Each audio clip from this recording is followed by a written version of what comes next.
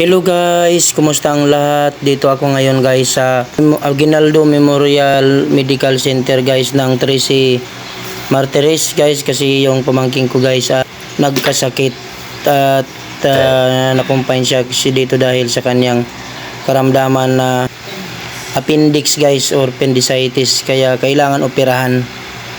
No, diyan na nga sabi ko guys, talaga sa mga kabataan ngayon na ingatan yung mga nating katawan dahil sa hindi tamang pag-oras ng pagkain, mga pagpupuyat, mga cellphone, gadgets. So talagang may kinalaman dyan guys sa mga nararamdaman ngayon ng mga kabataan na talagang anong na ngayon, yung mga pagkain na ano natin kinakain, maging disiplinado tayo guys.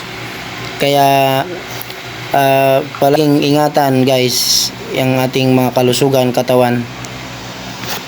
Kaya pag nakikita ko guys yung mga may karamdaman dito na pinapasok ka emergency room guys, nakakaawa talaga yung mga ang iba nga nagagaw buhay na, kaya ano lang guys. At ito na guys, pumasok na po ako dito sa kwarto ng aking pamangkin at yan po ang kanyang mami, pinakamama, nakahiga at mamaya ililipat na siya guys sa operating room.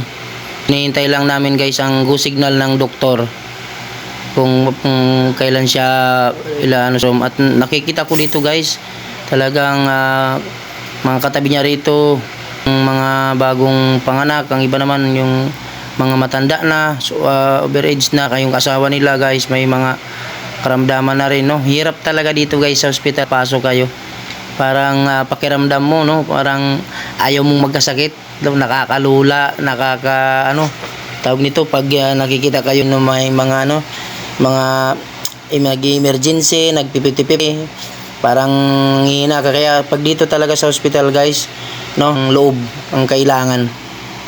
At ang doktor dito guys, mga sanay na talaga sila, no, minuminuto guys dito, araw-araw talagang mayroong ipinapasok na mga may karamdaman na dito sa may emergency room guys.